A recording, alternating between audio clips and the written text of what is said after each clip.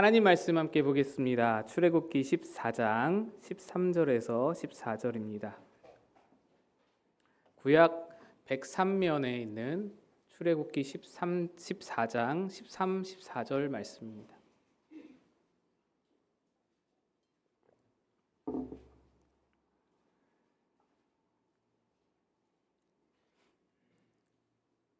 출애굽기 14장 13, 14절 말씀을 우리 함께 한 목소리로 합독하여 읽겠습니다. 시작. 모세가 백성에게 이르되 너희는 두려워하지 말고 가만히 서서 여호와께서 오늘 너희를 위하여 행하시는 구원을 보라.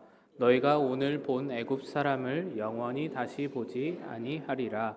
여호와께서 너희를 위하여 싸우시리니 너희는 가만히 있을지니라.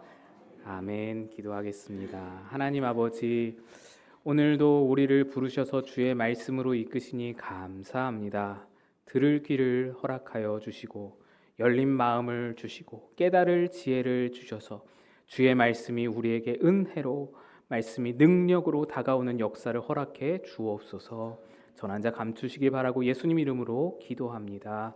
아멘. 할렐루야.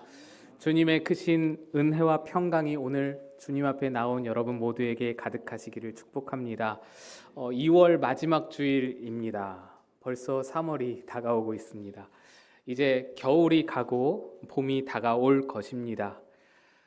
여러분의 삶에도 얼른 겨울이 가고 봄이 다가오시기를 바랍니다. 오늘 우리는 정치 사회적 상황으로 인해서 이게 뭔가, 이게 다 무슨 일인가 라는 지경으로 함께 끌려가고 있습니다.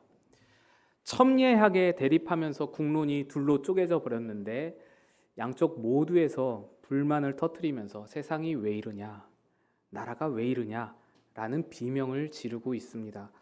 그런데 이런 상황에서 여러분은 그리스도인으로서, 하나님의 사람으로서 답을 가지고 계십니까? 가지고 계시다면 어떤 답을 가지고 계십니까? 그리스도인은 혼란한 세상, 이게 뭐야? 세상이 왜 이래? 답답해? 왜 이렇게 혼란해? 이런 아우성들에 대해서 답을 가지고 있어야 한다 생각합니다. 오늘 그 답이 무엇인지 함께 나누고자 합니다. 오늘 본문 말씀은 모세가 홍해 앞에서 백성들에게 했던 위대한 고백입니다. 모세와 이스라엘 백성은 출애굽한 지 얼마 지나지 않아 홍해를 만나게 되죠. 근데 처음 홍해를 만났을 때는 두려움이 없었습니다. 당시 백성들에게는 애굽에서 가지고 나온 넉넉한 식량이 있었고 또 시간적으로도 여유가 있어서 처음 만난 홍해 바다는 경치가 좋은, 그림 같은, 평생 종살이로 지쳤던 몸과 마음을 쉬어갈 수 있는 그런 휴양지 같은 그런 분위기였습니다. 장막 치고 텐트 치고 놀고 아이들 뛰어놀고 바닷가에서 그렇게 물놀이하고 그럴 만한 그런 경치였다라는 말입니다. 그런데 애굽 병거부대가 뒤에서 백성을 쫓아오기 시작하면서 그것을 발견한 순간부터 그 휴양지는 두려움과 공포로 사로잡히게 된 것입니다. 백성들은 애굽에 매장지가 없어서 우리를 여기로 끌어내서 여기서 죽게 하느냐라고 모세를 원망했습니다. 이때 모세의 대답이 오늘 본문입니다. 너희는 두려워하지 말고 가만히 서서 오늘 너희를 위하여 행하시는 하나님의 구원을 보라. 이는 대단한 믿음의 대답입니다. 백성들이 홍해만 바라볼 때는 아무 두려움이 없었는데 그들은 희망 찾고 설렘과 기대로 가득했는데 애굽 병거를 보자마자 두려움과 공포로 바뀌었잖아요. 그런데 그 애굽 병거를 바라본 모세도 똑같이 바라봤는데 모세에게는 전혀 두려움이 없었습니다. 수십 수백만의 백성들을 지금 거느리고 책임지고 있는 자가 모세입니다. 애굽에서 같이 나가자고 그 말을 꺼낸 사람도 모세입니다. 그래서 모든 책임이 다 모세에게 있습니다. 여기서 백성들이 애굽 병거로 인해서 죽게 되면, 애굽 병거 앞에는 홍해 그렇게 끼어가지고 죽게 되면은 모든 죽음이 모세의 책임입니다. 그 원망을, 그 책임을 어떻게 감당하겠어요? 그런데 모세는 두려워하지 않습니다. 이런 상황에서도 두려움 없이 하나님의 구원을 바라볼 수 있다. 이거는요, 대단한 믿음이고 놀라운 신앙입니다. 그래서 모세의 이 믿음 덕분에 홍해가 갈라지는 것이죠. 좌우의 벽이 되어 그렇게 마른 땅을 건너는 놀라운 역사적인 장면을 우리가 볼 수 있게 되는 것입니다. 그러나 모세도 처음부터 이런 견실한 믿음의 사람은 아니었습니다. 하나님이 처음 모세를 부르실 때 여러분 생각해 보시죠. 하나님께서는 꺼지지 않는 불꽃으로 자기의 열심과 열정이 이와 같다면서 모세를 부르시는데, 그 열심으로 부르시는데 모세는 그렇게 열정적인 하나님의 부르심에 거절합니다. 퇴짜를 놓습니다. 여러분, 그 중국 역사상 가장 뛰어난 인재로 손에 꼽히는 제갈량도 유비의 삼고초려 3번이나 그 초가집을 방문하는 그 삼고초려에는 항복하고 응답을 했잖아요. 3번 방문 만에 항복을 했다고요. 응답을 했다고요. 그 뛰어난 인재인 제갈량이라도 모세는 제갈량처럼 뛰어나지도 않고요. 가진 것 다 잃어버리고 또 양치기 주제입니다. 지금 양치기 하고 있어요. 그런데 하나님의 부르심에 모세가 5번이나 거절하지 않습니까? 이 제갈량도 3번 만에 가는데 모세 뭐 가진 게 있다고 5번이나 하나님을 거절하는 겁니다. 애굽에서 떠나온 지 40년이나 되어서 애굽 말도 다 잊어버려서 핑계를 댑니다. 보낼 만한 자를 보내세요. 나는 말을 못합니다. 결국 하나님이 역정을 내시면서 누가 사람의 입을 지었느냐, 누가 말 못하는 자를 창조하였느냐, 내 형 아론을 붙여주겠다, 그는 말 잘하지 않느냐 하시며 모세를 강제로 세우셨습니다. 그렇게 모세는 개 끌려가듯 억지로 출애굽의 리더로 세워졌던 것입니다. 이 모습이 이렇게 불신 가득하고 믿음 없는 두려움에 가득한 모습이 불과 몇 개월 전이었습니다. 그는 모든 조건과 환경을 잃어버린 자신이 이스라엘의 리더로 세워진다는 것에 대해서 두려움을 느끼고 무서워했습니다. 하나님의 능력이 자기가 가진 모든 조건과 환경을 다 뛰어넘어서 역사하리라고 전혀 생각을 못하고 믿음으로 바라보질 못했습니다. 그런데 오늘 본문의 모세는 전혀 다른 모습으로 서 있는 것입니다. 애굽 병거가 몰려오는데 앞에 홍해 바다가 가로막힌 상황인데 그 상황과 조건들, 무서운 상황들을 바라보지 않고 하나님의 구원을 바라보라고 백성들을 가르치고 있습니다. 백성들에게 권하고 있습니다. 나는 하나님의 구원을 바라보니 두려움 없다라는 것이죠. 모세가 어떻게 이렇게 변할 수 있었을까? 그 답이 출애굽 과정 속에 있습니다. 모세가 백성을 빼내기 위해서 상대해야 했던 사람은 애굽 최고의 권력자 바로였죠. 그런데 바로는 여호와의 뜻에 완강하고 강팍하게 반대했습니다. 하나님은 이런 바로를 상대로 10가지 재앙을 내리십니다. 첫 번째 재앙인 나일강이 피로 변했을 때 바로가 어땠나요? 바로는 그 일에 관심도 갖지 않았습니다. 백성들이 막 물을 마실 수가 없어서 막 물을 찾는데 본체만 체합니다. 또 이 나일강에서 개구리가 올라와서 난리가 났을 때에는 처음으로 내가 백성을 보내주겠다라고 말합니다. 그러자 모세가 개구리를 거두죠. 개구리가 사라지자 성경에 이렇게 돼 있습니다. 숨을 쉴 수 있게 되자 다시 마음을 완강하게 합니다. 파리 때가 가득했을 때는 모세에게 말하기를 바로가 어디 멀리 나가지 말고 요 가까운 데에 좀 나가봐라. 아니면 이 땅에서, 여기 애굽 땅에서 제사 드리면 안 되냐. 뭐 그런 식으로 좀 타협을 합니다. 하지만 파리 때가 없어지자 또다시 마음을 완강하게 합니다. 절대로 안 된다. 심한 돌림병이 생겼을 때, 악성 종기가 생겼을 때, 사상초유의 우박이 내릴 때, 메뚜기 떼가 창궐할 때, 흑암이 뒤덮었을 때에도 그는 한 발 두 발 물러서는 듯 해 보이다가도 다시 마음을 강팍하게 해서 백성을 내보내지를 않았습니다. 우리는 이 상황을 하나님이 바로와 싸우시는 장면으로 이해를 합니다. 그런데 이건 하나님과 바로의 싸움이 아닙니다. 바로는 하나님의 상대가 아닙니다. 10가지 재앙에 내리는 그 장면을 보세요. 하나님은 10가지 재앙으로 지금 모든 재앙을 일으키시는데 그동안 바로는 아무것도 못합니다. 손을 쓸 수 없습니다. 아무것도 못한 채 당하기만 합니다. 싸움이 안 되는 거예요. 만약에 하나님이 바로를 제거하거나 굴복할 목적이었으면 처음부터 바로를 죽이시면 됩니다. 장자를 죽일 수 있는 하나님이 바로를 왜 못 죽이겠어요? 그 바로를 없애면 됩니다. 제거하면 됩니다. 그러나 그렇게 하지를 않으십니다. 하나하나 차근차근 재앙을 내리십니다. 또 이상한 것이 이 재앙 앞에서 아무것도 못하는 바로가 좀처럼 항복하지를 않습니다. 10번째 재앙에서 잠시 항복하는 것처럼 보이죠. 너희들 다 나가라, 얼른 나가라. 그래서 백성들이 탈출했지만 또다시 병거 부대를 끌고 거기를 쫓아가게 한다는 것은 항복하지 않는다는 겁니다. 하나님께 항복하지 않는 겁니다. 바로는 한 사람이 평생 한 번 겪기도 힘든 재앙들을 10가지나 한 번에 겪었으면서도 그 권력을 내려놓지 않습니다. 항복하지 않습니다. 하나님이 바로를 이기지 못해서 그런 건가요? 아닙니다. 애초에 하나님은 바로와 싸울 생각이 없습니다. 바로가 목적이 아닙니다. 하나님의 목적은 바로를 꺾는 데 있었던 것이 아니라는 말입니다. 바로는 그저 하나님의 일을 하는 데 있어서 끝까지 악역을 담당하고 그 악역을 담당하기 위해서 죽지도 못하고 권력을 붙드는 자로 역할을 감당하는 것입니다. 그러면 하나님이 10가지 재앙을 통해서 목적하신 바는 무엇입니까? 모세입니다.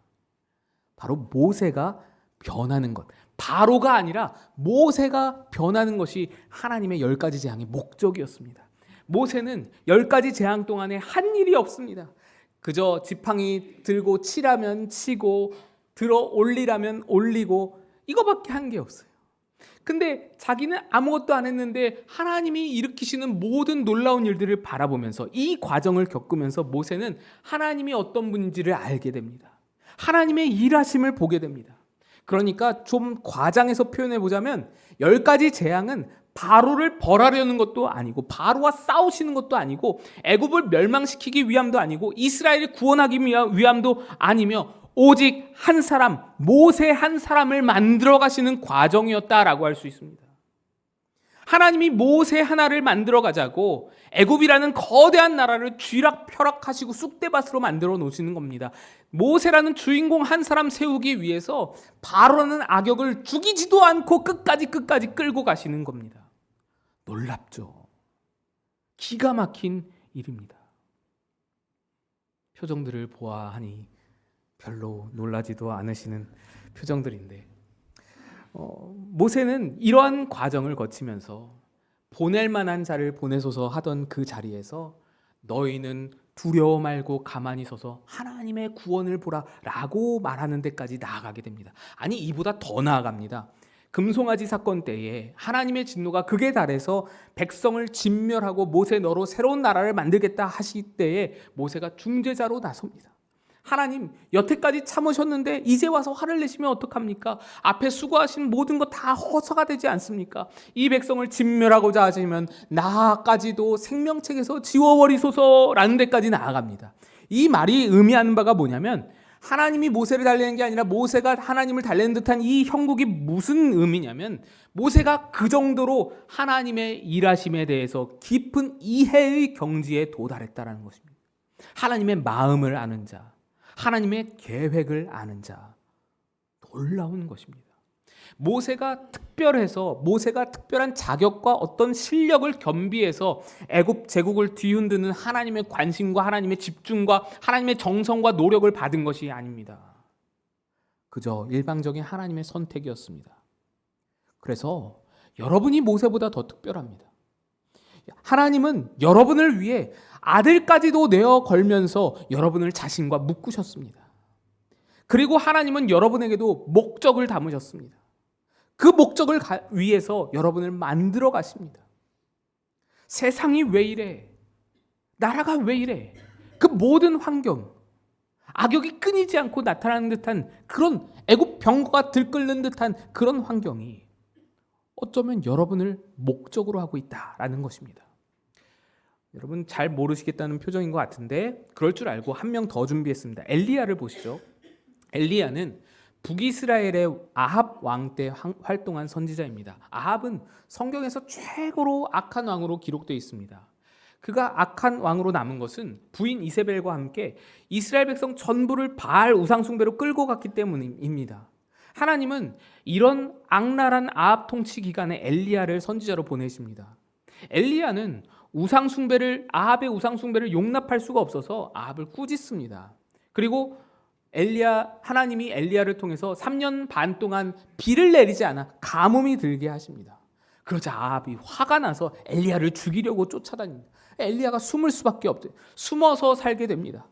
그 후에 아합은 엘리야가 아니면 내가 죽일 사람이 없냐, 엘리야와 똑같은 신앙을 가진 하나님을 믿는 자들을 닥치는 대로 죽입니다.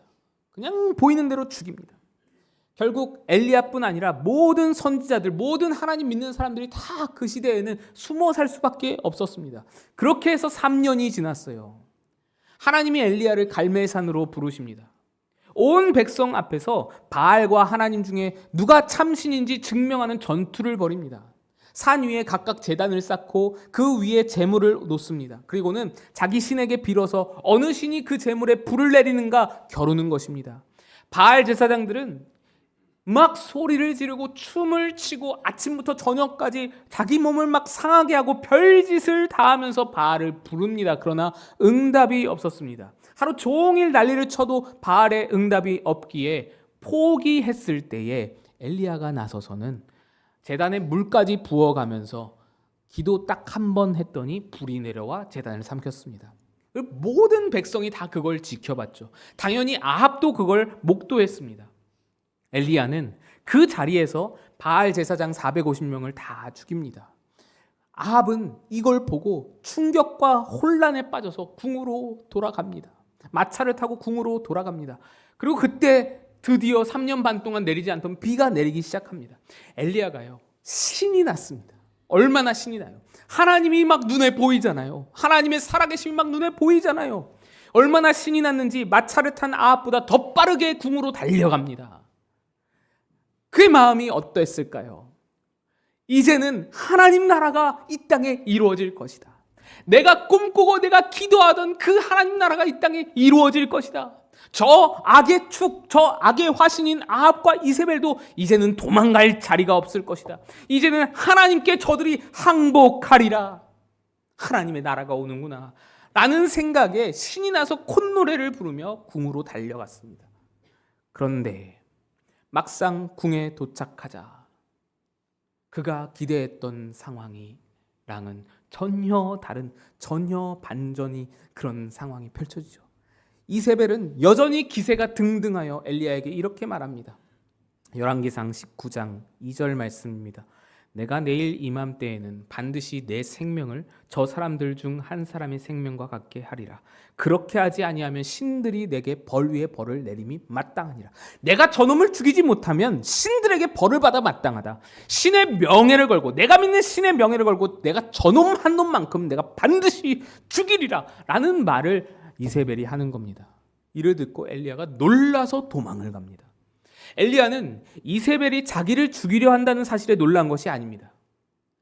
갈멜산의 그 놀라운 역사, 하나님의 살아계심이 누구나 다 볼 수 있을 만큼 그렇게 확실하게 드러나 보였던 그 역사에도 저 권력이 꿈쩍을 하지 않는 거예요. 아무런 영향을 받지 않는 거예요. 거기에 놀라서 도망을 칩니다. 도망을 치는데 사마리아 성에서 호렙산까지 도망가거든요. 이 거리는 550km인데 오늘날 우리 지역으로 환산해 보자면 서울에서 일본의 후쿠오카까지 직선거리로 달려가는 겁니다.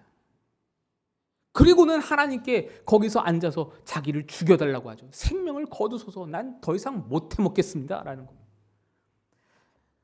세상이 왜 이런 것이냐라는 한탄입니다. 세상이 이렇게 악한데 하나님은 도대체 뭐 하는 것이냐, 하나님은 도대체 뭘 하고 계시냐라는 분통입니다. 나는 이렇게 열심인데 하나님은 도대체 뭐 하십니까? 그러자 하나님이 엘리야를 찾아와서 묻습니다. 엘리야야, 내가 어찌하여 여기 있느냐? 하나님, 내가 하나님께 열심히 유별하오나 저 악한 왕이 선지자들 다 죽여서 오직 나만 남았거늘 이제는 저 악한 왕이 나조차도 생명을 찾고 죽이려고 하는데 하나님은 어찌 이를 보고만 계십니까? 어찌 가만히 계십니까? 왜 아무 일도 안 하십니까? 그리고 여러분 잘 아시다시피 바람이 불고 지진이 나고 불이 일어났으나 그 가운데 하나님이 계시지 않고 세미한 소리 중에 하나님이 계셨습니다. 그 중에 하나님이 하시는 말씀이 무엇이냐?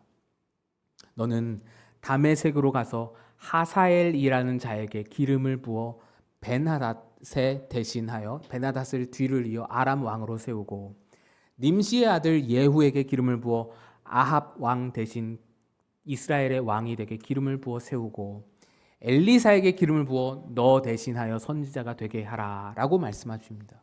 이게 무슨 뚱딴지 같은 말씀이신지. 아람 나라와 북이스라엘의 장차 왕이 될 자에게 기름을 부으란 얘기고, 너는 그 일을 마지막으로 선지자직을 엘리사에게 넘겨주라라는 말입니다. 너는 이제 그걸로 끝이다라는 겁니다. 여기서 언급된 아람의 차기 왕 하사엘은요, 굉장히 무서운 왕입니다. 이후에 북이스라엘을 잔혹하게 침략할 왕인데요. 얼마나 잔혹한지 나중에 엘리사가 하사엘을 만났을 때 하사엘을 쏘아보다가 울면서 이렇게 말합니다. 네가 이스라엘에게 행할 일을 내가 안다. 너는 이스라엘 성에 불을 지를 것이고 어린아이를 맺힐 것이며 아이뱀 부녀를 가를 것이다. 칼로 배를 가를 것이다. 이렇게 말합니다. 이렇게 무서운 자가 엘리야의 기름 부음을 통해서 아람에 세워지겠다라는 말씀입니다. 그러면 북이스라엘 왕은 또 어떤 사람입니까? 아합 다음으로 예후가 세워지는데 엘리야가 기름을 부으라 하십니다. 예후도 즉위하자마자 아합 가문을 청소한다면서 북이스라엘과 남왕국에 남아있는 모든 왕자들 수십 명, 수백 명을 다 죽입니다. 피해 사륙이 벌어집니다. 그리고 나서는 예후가 하나님 앞에 잘 섬기면서 왕을 잘하느냐? 아니요. 아합만큼이나 우상 숭배를 합니다. 그러니까 하나님이 엘리야에게 기름을 부으라고 명령하신 그 두 왕은 너가 기대한 대로 왕이 바뀐다고 해서 나아질 것이 없다라는 말씀을 하고 있는 것입니다. 이 두 왕을 통하여서 지금 하나님이 엘리야에게 주시는 말씀은 너가 꿈꾸는 나라, 너가 기대하는 나라는 오지 않을 것이다. 아합과 이세벨이 물러가면 좋은 나라 올 것 같지? 그렇지 않다. 너의 기대는 그렇다 하더라도 채워지지 않을 것이며 너의 바람대로 이루어지지 않을 것이다. 똑같을 것이다. 아니 더 심할 것이다. 그러나 엘리사를 세우라고 하시죠. 엘리사를 세우시면 무슨 말입니까? 그러나 세상 역사가 아무래도 나는 이 역사 속에서 절대로 일을 멈추지 않겠다. 나는 너를 지나 엘리사를 통해서도 끊임없이 이 역사 속에서 일을 해나갈 것이다. 나는 계속 일하는 자이다. 너가 보기에 이 상황이 암담해 보이더라도 나는 나의 일을 멈춘 적이 없다. 악한 왕들이 끊임없이 일어나고 또 일어나서 끝이 없어 보여더라도 나는 하나님 되기를 중단한 적이 없다. 내가 이 역사를 끌고 갈 것이다. 나는 그런 하나님이다. 멈추지 않는 하나님이다. 그러니 더 이상 나라꼴을 가지고 걱정하고 한탄하고 한숨 짓고 죽느니 사느니 그러지 말고 너는 나의 길을 가라. 너는 내가 너에게 준 길을 걸어가라 라는 말씀을 하시는 겁니다. 여러분의 인생을 한번 보시죠. 세상의 유혹과 권력과 공포들은 여러분에게 끊임없이 계속해서 달려듭니다. 하나 넘어서면 또다시 달려오고 또 넘어서면 또 달려오죠. 도저히 마음에 안 드는 어떤 정치 세력들 끊임없이 일어나죠. 경제 불황 끊임없이 옵니다. 세상에 IMF보다 더 심각한 경제 위기가 도대체 몇 번이나 있는 것입니까? 신문 기사마다 IMF보다 힘들다. 항상 그러지 않습니까? 사회적 위기 언제나 우리에게 있지 않습니까? 하지만 여러분 경험해 보셨다시피 그들은 꺾어도 또 꺾어도 또다시 일어나 우리를 덮칩니다. 끝이 없습니다. 그래서 여러분이 싸워야 할 대상은 그것들이 아닙니다. 어떤 정치 상황, 어떤 경제 문제, 어떤 사회 위기가 우리의 싸움의 대상이 아닙니다. 그것들과는 아무리 싸워봐도 하나님은 여러분에게 만족할 만한 상황을 허락해 주시지 않습니다. 여러분 마음에 쏙 들 만한 대한민국을 안겨주시지 않습니다. 또다시 이 아합이 죽으면 예후가 일어날 것이고 베나다디 죽으면 하사엘이 일어날 것입니다. 여러분 마음에 안 드는 이상한 지도자, 이상한 정치 세력, 이상한 대통령, 이상한 사람들은 끊임없이 앞으로도 일어날 것입니다. 그들에게 기대를 걸지 마세요. 세상에는 답이 없습니다. 정치에는 답이 없습니다. 그런데 오늘 우리들은 너무 정치에 많이 함몰되어 있는 것을 느낍니다. 교회조차도 여기에 휩쓸려서 광장에 나가 소리 치르는 그런 악다구니를 쓰는 경지에, 그런 지경에 이르게 됐습니다. 정치를 외면하고 혐오하라는 얘기가 절대로 아닙니다. 우리는 정치에 관심을 갖고 참여하고 열심히 투표도 하고 기도도 해야 합니다. 하지만 마치 정치가 전부인 양, 정치가 여러분의 인생을 다 좌지우지하고 다 모든 것을 해결해 주는 양, 그렇게 목숨을 걸고 정치를 의지하거나 소망을 품거나 또는 거기에 분노하거나 혐오하거나 하지는 말자라는 얘기입니다. 진짜로 여러분의 인생을 좌지우지하는 분은 따로 있지 않습니까? 진짜로 여러분에게 인생의 목적을 두어서 여러분을 끌어가시는 분은 따로 있지 않습니까? 애굽의 권력자의 병거를 바라볼 것이 아니라, 이세벨의 칼을 바라볼 것이 아니라 우리는 하나님의 구원을 바라봐야 한다는 것입니다. 너희는 가만히 서서 오늘 너희를 위해 싸우시는 하나님의 구원을 보라 말씀하시지 않습니까? 하나님은 바로의 완악함 속에서도 모세의 신실한 믿음을 만들어내시는 실력이 있으신 하나님입니다. 바로가 아무리 완강하고 강팍하게 그들을 방해하더라도 그걸 뛰어넘는 능력이 하나님에게 있습니다. 이세벨의 강팍함 속에서도 엘리야의 성숙을 이끌어내는 깊고 넓음이 있는 하나님이십니다. 우리 하나님의 수준이 그렇습니다. 어떤 정치 세력보다, 어떤 위대한 정치인들보다도 우리 하나님이 더 크고 놀라우시지 않습니까? 그러니까 오늘 우리가 처한 현실보다 더 큰 어떤 위기가 오더라도 하나님은 하나님의 일을 하심을 여러분 잊지 마셔야 합니다. 하나님은 대한민국의 어떤 큰 위기, 일제강점기 중에도 하나님이 일하셨지 않습니까? 6.25 중에도 하나님은 일하셨습니다. 민주항쟁 때도 일하셨고 IMF 때도 일하셨습니다. 모세에게도 그러하셨듯이 하나님은 여러분의 어떤 컨텍스트에서도, 어떤 배경, 어떤 환경에서도 하나님은 하나님의 되심을, 하나님 되심을 중단한 적이 없으십니다. 끊임없이 일하고 계십니다. 그 일하심의 중심이 대한민국이라는 말이 아닙니다. 하나님이 대한민국을 가지고 일하신다는 얘기가 아닙니다. 하나님에게는 이제 더 이상 어떤 민족, 어떤 나라가 중요하지 않습니다. 대한민국도 미국도 이스라엘도 하나님에게는 더 이상 중요하지 않습니다. 하나님 눈에는요, 대한민국보다 더 큰 나라, 하나님의 눈에는요, 미국과 이스라엘보다 더 큰 나라가 바로 여러분 속에 있습니다. 이게 하나님 나라입니다. 하나님은 그 아들을 대한민국을 위해서 내어주지 않으셨습니다. 미국을 위해서 내주지 않으셨습니다. 그런데 그 고귀한 아들을 여러분을 위해서 내주셨잖아요. 하나님은 대한민국보다 여러분 속에 있는 그 나라에 관심을 쏟으십니다. 그 나라의 성장과 확장에 모든 열정을 쏟으십니다. 아들까지 내어주실 정도로요. 그러니 여러분은 여러분 스스로를 작게 여기시면 안 됩니다. 하나님 앞에 여러분은 대한민국보다 큰 자입니다. 하나님 앞에서 어떤 정치인보다도, 어떤 권력, 트럼프 아니라 트럼프 하레비가 오더라도 하나님은 여러분을 주인공으로 삼으십니다. 여러분이 그런 관심과 집중을 받고 계시다는 것을 절대로 잊어서는 안 됩니다.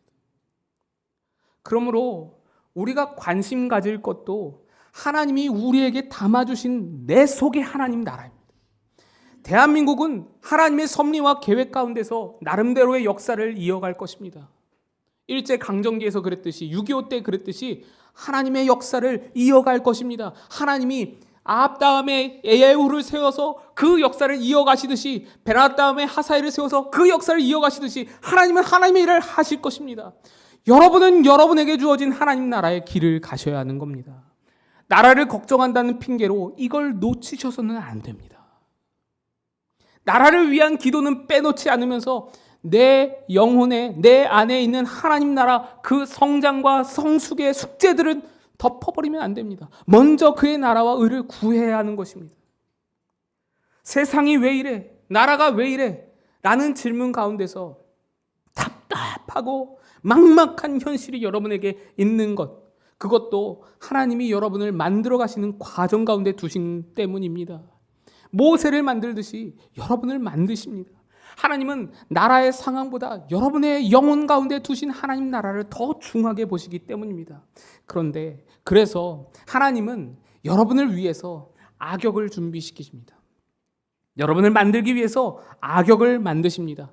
악역을 통해 주인공도 역할을 하게 하십니다. 여러분, 영화가 재밌으려면요, 악역이 잘해야 합니다. 빌런이 잘해야 합니다. 악역은 악랄해야 합니다.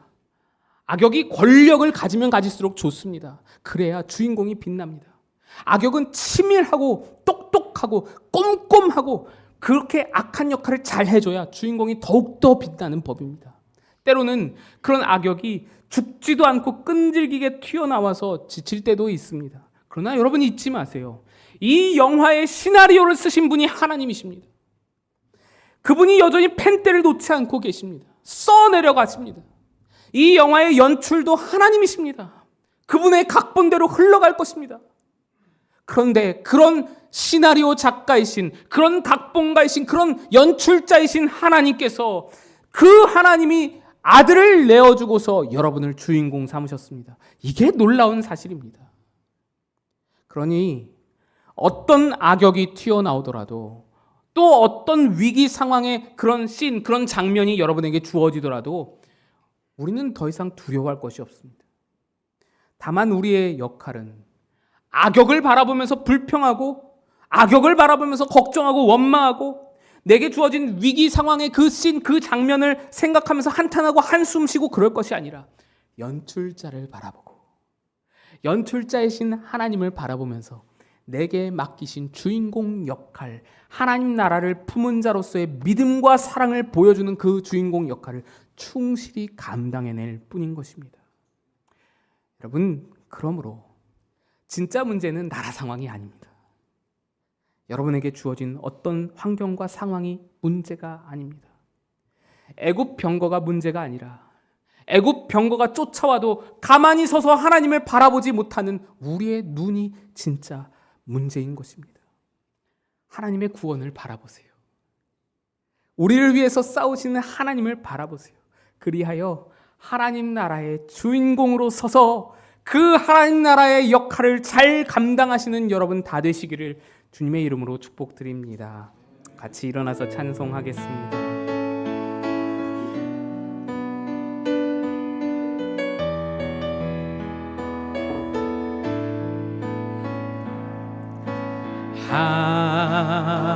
하나님은 우리의 피난처시며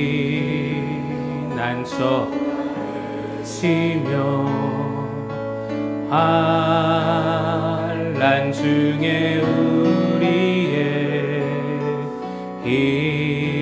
힘과 도움이시라. 하나님은 우리의 피난처가 되시며 환난 중에 우리의 힘과 너희는 가만히 있어 주가 하나님 되말지어다. 열방과 세계 가운데 주가 높임을 받으리라. 너희는 가만히 있어, 너희는 가만히 있어 주가 하나님 되말지어다. 열방과 세계 가운데